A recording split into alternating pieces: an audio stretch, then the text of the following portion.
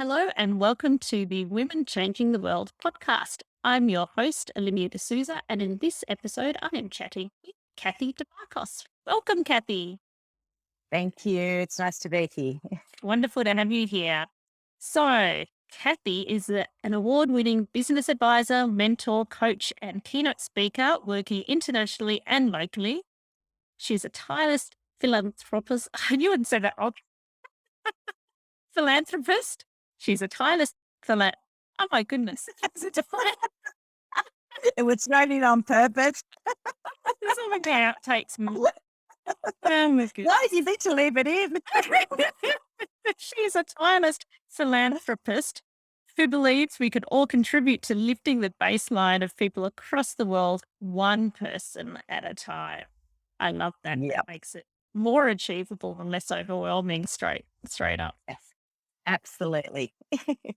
Okay, so that is just a little intro about you, but really there's so much more to you. Can you tell me a bit more about who is Cathy Dimarchos? I think the short answer is that I'm still discovering who I am. And I say that genuinely. I was asked this question earlier this year, and it took me back because I think who I was is no longer who I choose to be, if that makes sense. So I think I've discovered exactly what my purpose is. And it's not my why. I think it goes deeper than just my why. For me, it is genuinely about showing up in the world and really providing skills and tools that are relatable for humanity to consider, to make a choice about and how they want to step forward. We all have a lived past. It doesn't define who we are. So for me, I think I discovered probably about 7 years ago, my trajectory changed when I was in Africa. Whilst that journey was really about my daughter, I didn't realize the impact that it had actually had on me. And it took some months for me after we came back. I spent 2 months there and my daughter was there for 3 months. But when I came back, I sat at the dining room table and realized that I really wasn't enjoying who I was as a person anymore or what I was doing. And I needed to actually do more. I needed to be more. And so over the next few years, it was really discovering what that actually meant, how I was going to do that. And so my journey forward really started to change. With my business, it was purpose for impact. So everything I do is what impact is that actually going to make, not just for the person that engages me, but for everybody around me. And then what am I going to do with that? How is that actually going to serve a higher purpose? Which leads to the work that I actually do in Tanzania at the moment. And that is leadership development, but it's leadership development with a slight difference. Whilst I actually started some 7 years ago around the mentoring and the coaching piece, it's now actually changed to young children. Wouldn't it be wonderful if you actually knew the things that you know now as a child? How would that be different for you? How would you actually make different choices? And the one thing that I guess I look at is some of us are afforded the pillars that actually, or lucky to have pillars around us in humans that actually influence us. And when I say influence, I don't mean influence like everybody relates to influencers on Instagram and that. It's people of influence who actually make you pause to think about what you really want to do and what's really happening for you. And so our leadership programs actually incorporate that. They talk about values and boundaries and the impacts that you actually want to make. They talk about things that we as adults are still discovering. And then we build with each program. So we start off with 12 to 14-year-olds. So that transitional stage of going from primary school into high school where things just change dramatically and nobody ever talks about it. And all of these emotions and hormones are changing in you. And then that other stage of the 15 to 17-year-old. And then we actually take it to what I call the alumni, for kids who actually are thinking about what is it that I'm going to do. All of a sudden, we're doing our final years of school and we need to know what our future holds. But we don't know who we are yet. So we're making all these decisions. Well, that's what we build on. That's what we incorporate. So we provide lived, experienced humans to actually help shape us to discover what else there is on a global basis, not just within the confines of a textbook, because that's really not what life is about. And then I have a social enterprise outlook to those who actually want to look at entrepreneurship. So for me, can one person change the globe? Yes, we can, by actually impacting, one person and then creating that ripple effect. So that's who Kathy is. That's who I'm still trying to work out who I am and how I can create impact. It's reminded me a bit of Michelle Obama, her book Becoming. We ask kids, what do you want to be when you grow up? And you're always becoming, aren't you? You're always choosing and deciding. There's not one Yeah, destination. So, okay. So your business is, so you do business mentoring and finance stuff like that. Is that right? And now you're incorporating so much more into it by the sounds of what you're saying. that's right.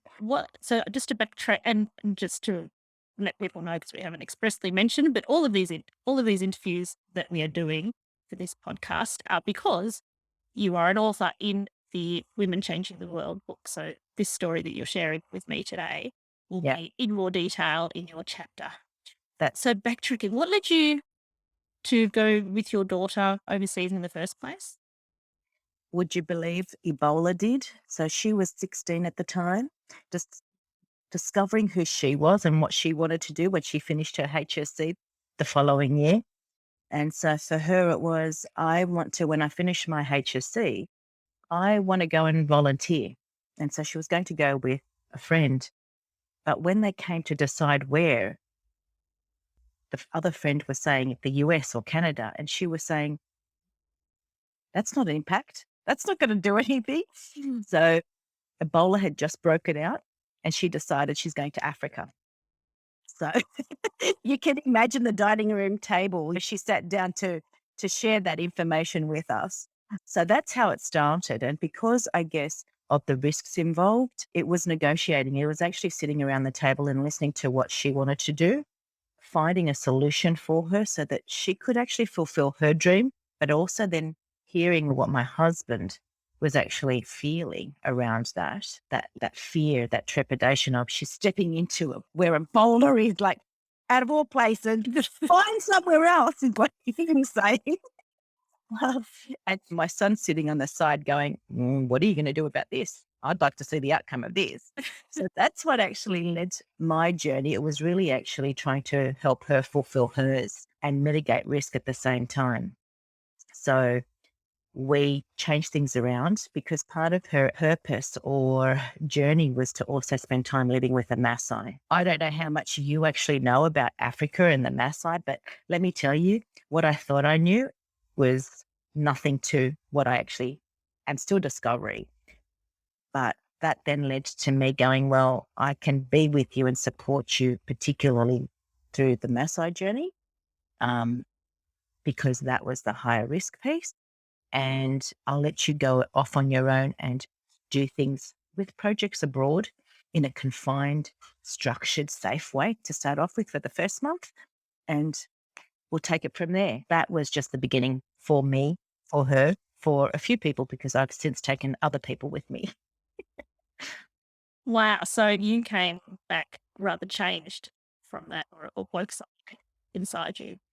Yeah, I think the one thing that I really recognized was the privileges that I've had, really recognizing my privilege, but also then really understanding that when we actually communicate, the most important piece is actually to sit and listen and understand. And more importantly, to be able to accept the differences. That was such a big learning for me, understanding the differences and recognizing the subconscious bias that actually sits in all of us and what I actually do with that. So there were so many situations that I really felt uncomfortable, but I needed to actually work through that myself. Those moments of where friction actually sits, it's to understand what is it that's actually causing that tension and how do I actually navigate through that and be respectful at the same time.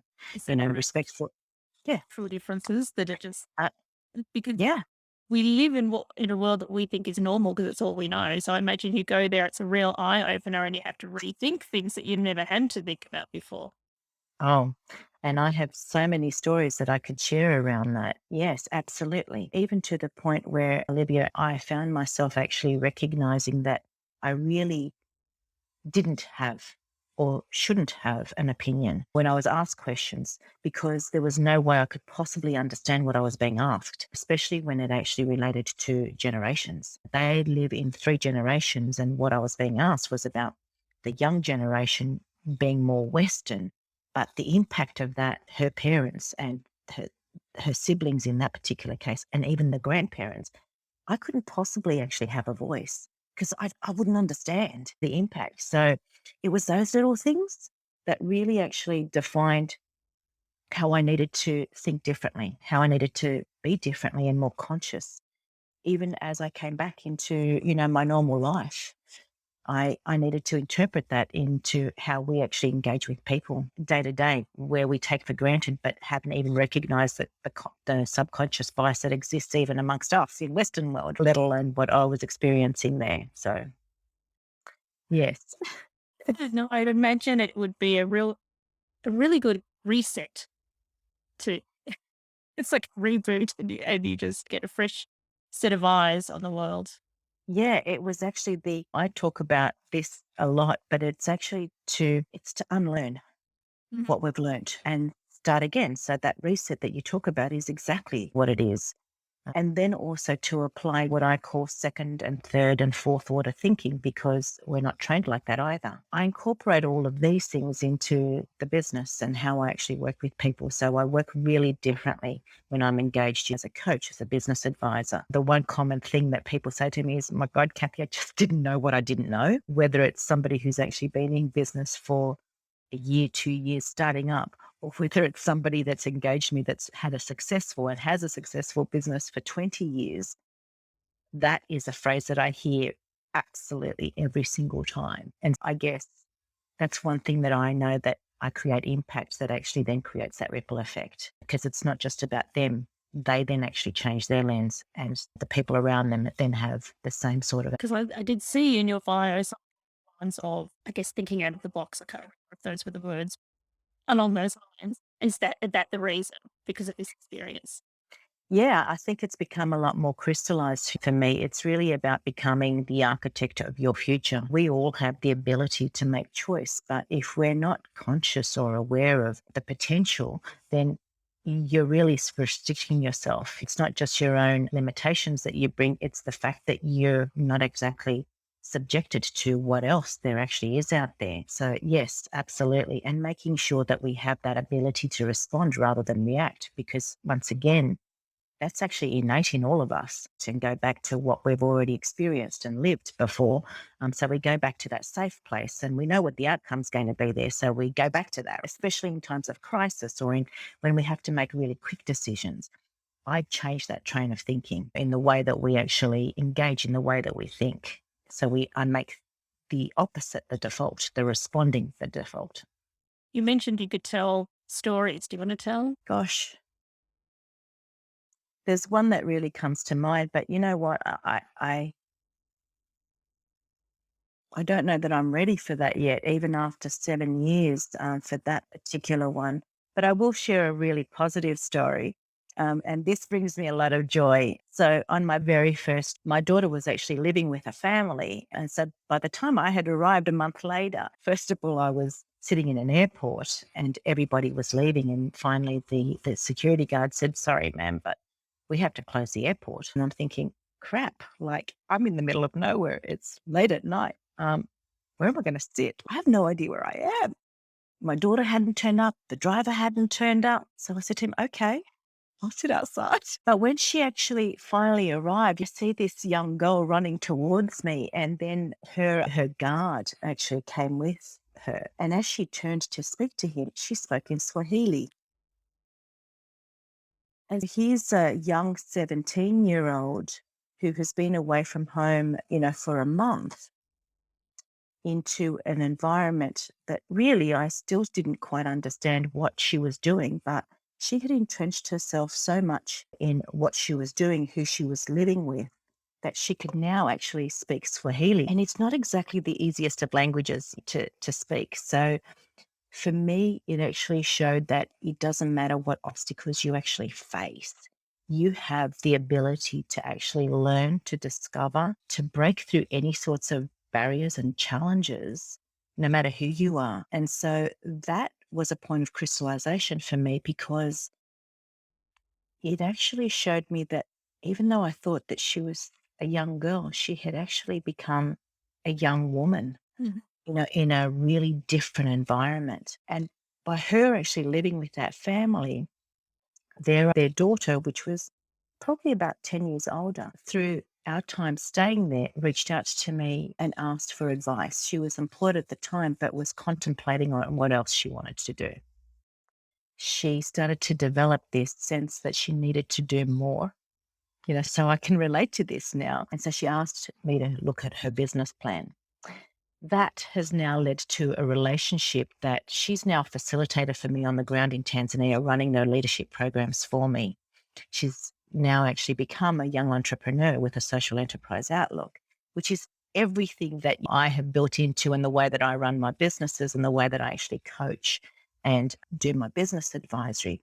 So I guess there are 2 points of my experiences where it really shows that by pausing and actually pushing through boundaries, you can achieve anything. And I genuinely believe that. So in anything that I do now, there is no obstacle.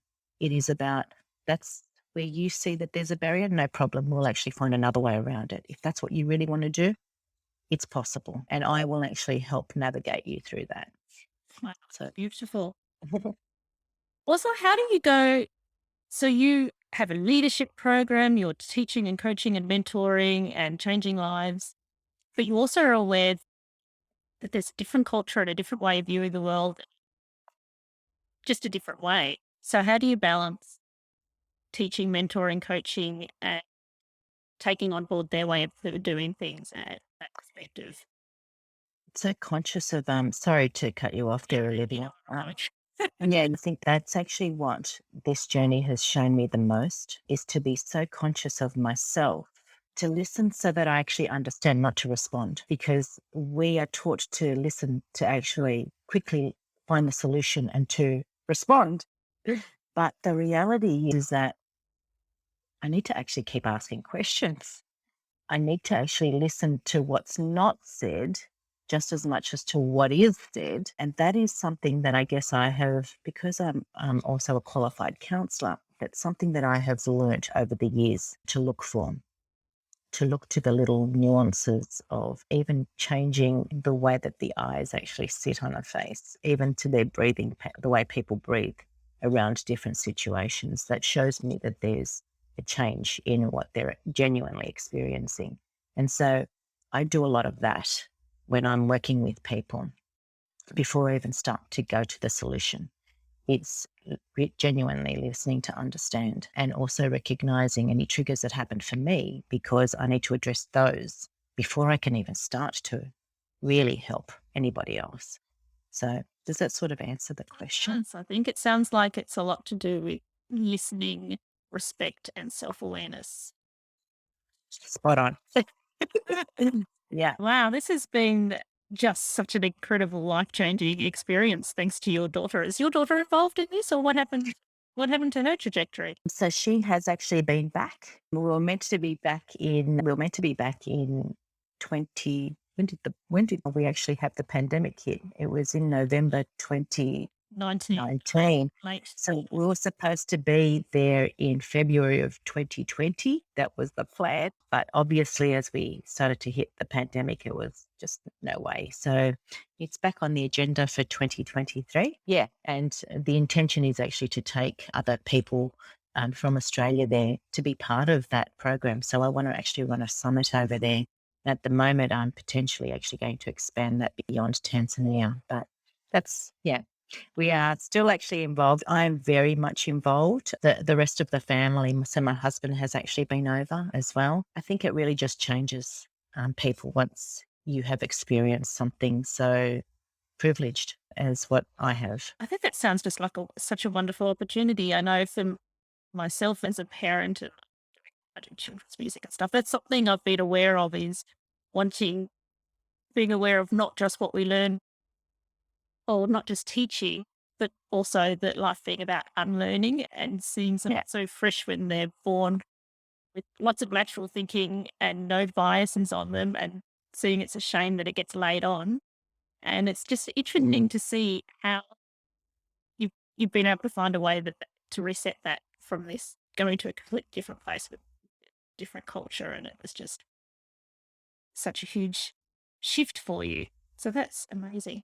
Have you been able to do anything during this lockdown period? Yeah. No, I haven't stopped. That's good. It's been really interesting. I had just flown back through the pandemic. It was on the 13th of March. I remember it very distinctly, Friday the 13th. I was actually probably on the last flights back from Perth into Sydney through the pandemic before we went into almost full lockdown, but my father had taken ill. And when I hit crisis points, that's when I dig deep to actually really find my clarity. So my father took ill. It was only a few days later, and then almost a week later, we lost him. But the day before Sorry. my thank you. The day before my father actually passed away, my mother actually had a heart trauma and was rushed to a different hospital. And when you reach that point of you think it can't possibly come down to this, there's got to be more to life. And I don't know if you've ever experienced that, but in those moments, that was when I really started to say, I've got to do more. And it was. I literally reached out to Helen in Tanzania and said, where are you at? How can I actually help? What's happening over there? How about we actually get your cohort together and we run some leadership programs? I'm happy to actually share my knowledge. Let's start actually doing some stuff online. And so I did that. And then also actually wrote my own book, which was Same People, Different Vision. So developing leaders of today to shape a better tomorrow. So for me, in moments of crisis, I dig deep so that I can really actually focus on what is it that I'm here for. And so that's what actually came out of, I guess, the last 2 years. It was actually, I was really busy. I've written a few books, and Women Changing the World, that was like singing a song to me when Peace and Katie actually reached out. So that was like, yes, that's me. That's my entire mission. That's my entire purpose. That's why I get up every single day. So that was a yes to doing that. And, we were talking about it's going to actually change hundreds of lives. And I went, no, it's actually going to change billions of lives, because it's not just about today. It's not just about the next 10 years. It's actually, this is now perpetual. It is for every person that's going to pick this up, and for their children and for their children's children. This isn't just a small thing. It was a privilege to actually be part of this book. It's been a privilege to actually share this journey with Peace and Katie and the other amazing women, with Karen and Candace. And I can honestly say that this is an incredible community. If you really want to champion women and community and collaboration, this is what it's about. It's about sharing and gifting knowledge, not holding on to that, because we're not going to change anything when we hold bits to ourselves. It's those bits that we need to actually make sure that are amplified that will actually bring about the change. Yeah. That was a beautiful message. It is a privilege that to be part of for you to be part of the book, but it's also a privilege that you're in it. I'm so glad you embraced that and saw that as a hell yes.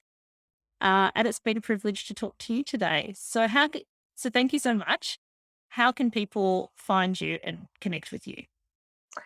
So it's been an absolute delight to actually share this with you, Olivia. So thank you. They can actually contact me through Solutions to You. So solutions with an S and the number 2 and then you, all one word. That's both on Instagram, on my website, and on LinkedIn. I work on LinkedIn with me as a person and as the business, and Facebook. So reach out. And I guess the one thing, if I can leave you with, is please don't ever hold back. If there is a question, reach out to whoever it is that you think is sitting in their place of genius and ask them what it is that you want to know, because I'm sure that they will want to gift that knowledge to you. Wow, I love that. So many quotable quotes from you today. Thank you. It's pleasure. And we'll also put links to where to go and get the book. So make sure Yes. you go and get it. And thank you so much. Thank you, Olivia. It's been a pleasure.